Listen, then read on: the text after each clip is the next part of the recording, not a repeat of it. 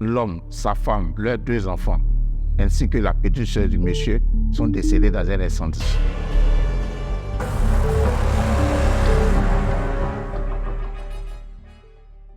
Qu'est-ce qui s'est passé? Malheureusement, une bougie est à l'origine de ce drame. Je n'étais pas au courant, ça s'est passé où?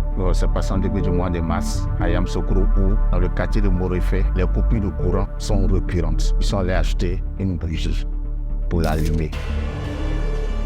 Malheureusement, le courant n'est pas revenu et ils se sont endormis. Imagine un peu la suite.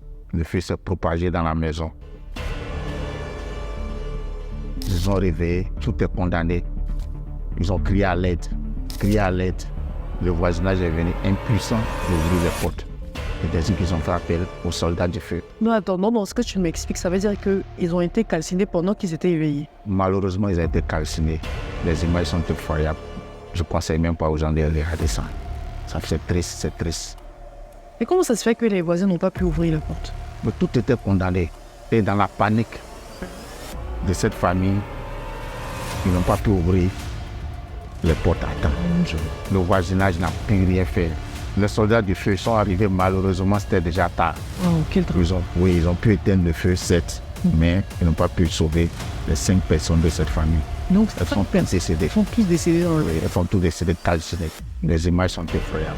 Tiens, ça me rappelle une histoire similaire qui s'est passée à Dimbokro. Une petite fille de 2 ans et sa petite soeur de 4 mois dormaient dans une maison en banque. Moi? Oui. Ils ont péri les deux. Oui, ils ont péri les deux dans un incendie. Donc, je te raconte l'histoire. La maman est allée chercher une torche qu'elle a fait charger chez les voisins un peu plus loin. Donc, pour ne pas laisser les enfants dans le noir, elle a allumé une petite bougie qu'elle mettait dans la chambre. Donc, à son retour, elle constate que la maison est en feu. Et il faut noter que la maison était faite de bambou. Je comprends. Ils avaient un problème d'électricité. Oui, justement, merci. Tu en parles, ils n'avaient pas de courant tout court. Ils étaient dans une maison en bois. Donc, le temps pour elle de revenir, elle découvre que la maison a pris feu. C'est pas correct. Et tu sais comment c'est fait les maisons en bambou? C'est fait de paille. Donc, tu vois que l'incendie a pris et les petites filles sont mortes dans l'incendie. Donc, les voisins, les villageois ont essayé d'éteindre le feu, mais c'était déjà trop tard. évidemment. Donc la petite fille de 2 ans et celle de 4 mois ont péri dans un incendie. Eux n'ont pas pu appeler les soldats du feu? Oui, mais c'était déjà trop tard. La maison a pris feu. Elle a été calcinée totalement et les petites filles en même temps. Donc c'est avec stupéfaction qu'on a découvert le corps des petites filles. Mais tu sais, je me dis, avec les 2 histoires qu'on vient de raconter, on ne le dira jamais assez à André. Dormir avec une bougie, c'est vraiment pas prudent. Il y a beaucoup de risques. Oui, donc si vous voulez utiliser une bougie, assurez-vous de ne pas vous endormir pendant que la bougie est encore allumée. Évidemment. Dès vous les vérités, si vous avez une histoire similaire, faites-nous le savoir en commentaire. Et surtout, faites attention à vous.